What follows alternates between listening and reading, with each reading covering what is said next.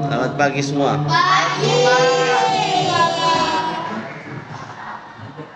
Ya, kita 2 Raja-Raja pasal 17. Ini cerita tentang kejatuhan bangsa Israel, di mana Allah menolak mereka karena mereka pertama menyembah kepada Allah-Allah lain. Mereka tidak setia kepada Tuhan, tidak setia kepada Allah Israel yang sudah membawa mereka keluar dari Mesir. Mesir itu adalah tempat di mana penderitaan mereka bertahun-tahun, ratusan tahun. Keadaan lama di mana mereka menderita sengsara tanpa hak yang jelas, tanpa kebebasan, di bawah perbudakan, tidak punya masa depan.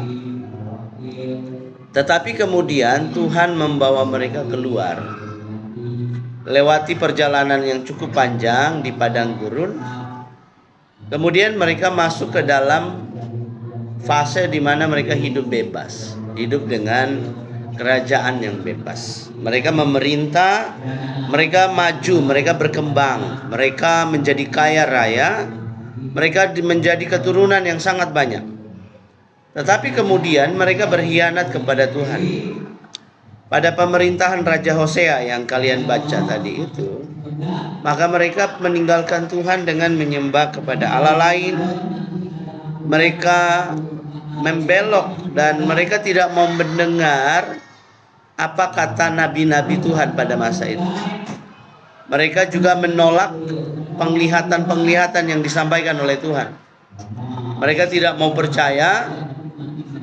Mereka hidup di dalam dosa dan pemberontakan. Ya, sehingga Tuhan menolak mereka dan membiarkan Raja Asyur datang untuk menyerang mereka. Dan setelah menyerang mereka, yang lebih tidak enaknya lagi, mereka dibawa ke dalam pembuangan, atau mereka dibawa ke dalam perbudakan lagi. Nah, kali ini mereka dibawa ke perbudakan di negeri orang lagi.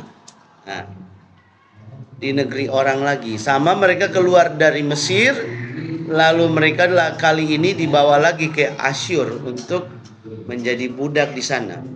Ya. Jadi Tuhan ternyata terus mengikuti bangsa Israel ini, dan yang lebih menyedihkan dari bangsa Israel ini adalah Tuhan menghapuskan kerajaan mereka. Dan Tuhan memilih cuman bangsa suku Yehuda. Nah, suku Yehuda ini kemudian merekalah yang menjadi bangsa Israel sampai hari ini. Jadi 10 suku yang lain itu yang tidak mau taat kepada Allah, Tuhan hilangkan mereka dan kerajaan mereka.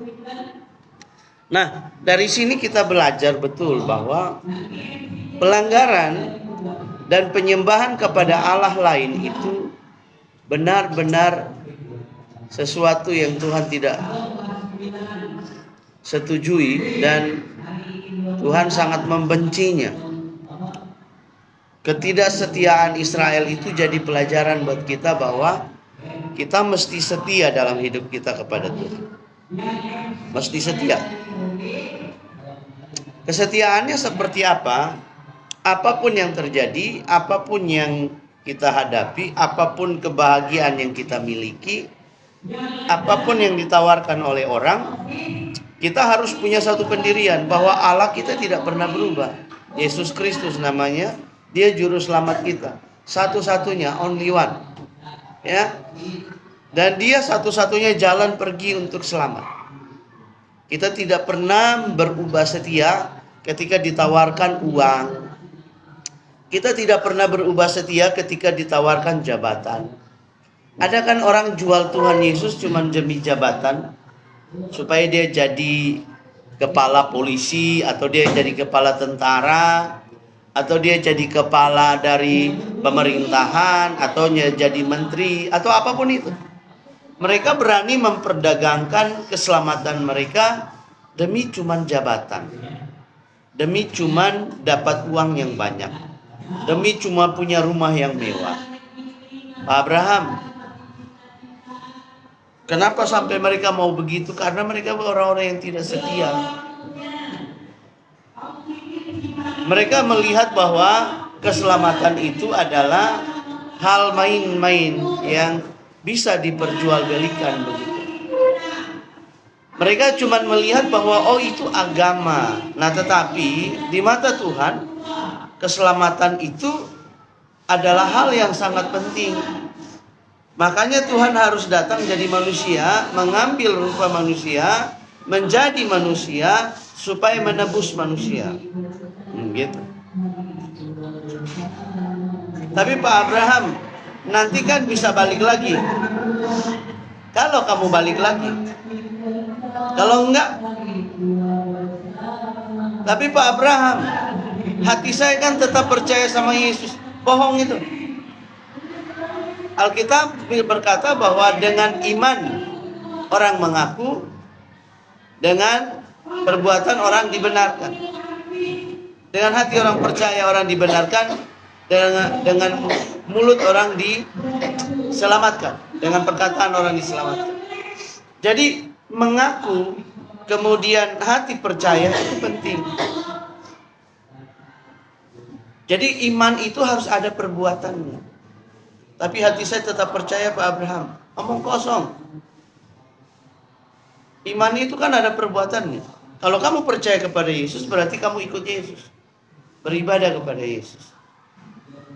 Begitu. Jadi banyak orang tuh omong kosong. Hati mereka percaya, perkataan mereka enggak. Perbuatan mereka enggak. Mereka jauh dan mereka melawan sama Tuhan. Mereka pembenci Allah. Hati mereka itu kosong, kotor. Hati mereka itu tidak terbuka kepada Tuhan. Jiwa mereka tidak melekat kepada Tuhan. Kenapa? Mereka tidak setia. Mereka tidak setia.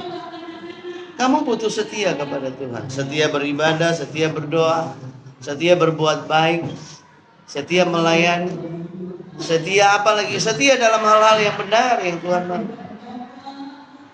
Dan yang berikut, orang Israel itu mereka tidak mau percaya kepada pemberitaan para nabi-nabi. Nah, di Israel itu ada yang namanya nabi. Dan dalam versi Alkitab, nabi memang cuma datang dari Israel. Dalam versi Alkitab, dalam Alkitab menuliskan dalam kitab Septuagintanya orang Israel, Pentateuknya orang Israel, nabi itu cuma datang dari Israel. Dari bangsa lain ada nggak? Nggak ada. Menurut Alkitab, yang dikatakan oleh Alkitab. Nah, nabi-nabi itu adalah siapa? Mereka yang dipilih oleh Tuhan untuk berbicara mewakili nama Tuhan. Berbicara mewakili nama Tuhan. Ya. Jadi kalau dia berbicara berarti dia sedang menyampaikan perkataan yang disampaikan oleh Tuhan kepada umat Tuhan. Jadi kalau hari ini saya berbicara berarti saya mewakili perkataan itu. Untuk apa? Mengasih tahu kepada anak-anak bahwa kamu butuh setia kepada Tuhan. Kamu butuh mendengarkan apa kata Tuhan. Jangan malas berdoa, jangan malas baca firman Tuhan. Jangan malas beribadah, jangan malas berbuat baik. Hindari perkataan yang kotor, bergaul dan perilaku yang benar. Ini tiap hari dikasih tahu nih loh. Kalau tiap hari dikasih tahu tapi masih begini terus, kamu bebal. Dikasih tahu, hari ini dikasih tahu, Selasa dikasih tahu, Jumat dikasih tahu, doa siang baca Alkitab. Tapi masih terus berbuat begitu.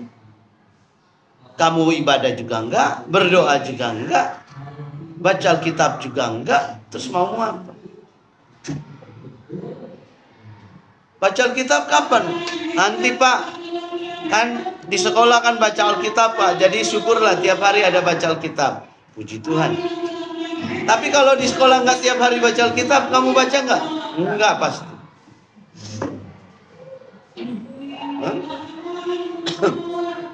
Punya waktu berdoa sendiri enggak? Enggak juga Pak Abraham. Nah, harus punya waktu berdoa. Kalau di sore nggak bisa, jam 7 nggak bisa, siang nggak bisa, berarti malam berdoa sendiri. Berdoa untuk dirimu sendiri kepada Tuhan. Datang sama Tuhan secara pribadi, ketemu Tuhan, ngobrol sama Tuhan. Bicara dari hati ke hati sama Tuhan. Tuhan, saya punya persoalan. Tuhan, saya punya kerinduan. Tuhan, saya punya harapan. Tuhan, saya masa depan saya ingin seperti ini. Berdoa. Begitu. Jangan malas berdoa. Ya. Di dalam kuat, di dalam sehat, di dalam senang, di dalam waktu-waktu yang tidak senang harus berdoa. Kalau kita berdoa, kita mengizinkan Tuhan menolong diri kita. Kata Alkitab bahwa Tuhan mengirimkan para malaikatnya untuk menjaga kita. Ketika yang jahat mendekati hidup kita, dilawan oleh para malaikatnya.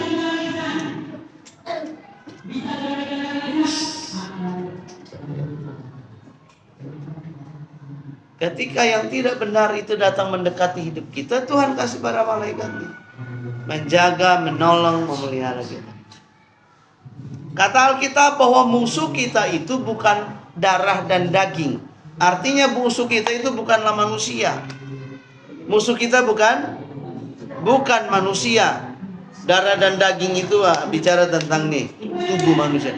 Berarti musuh kita bukan manusia. Kata Alkitab musuh kita adalah roh-roh jahat di udara, penghulu-penghulu, penguasa-penguasa, iblis, dan sebagainya.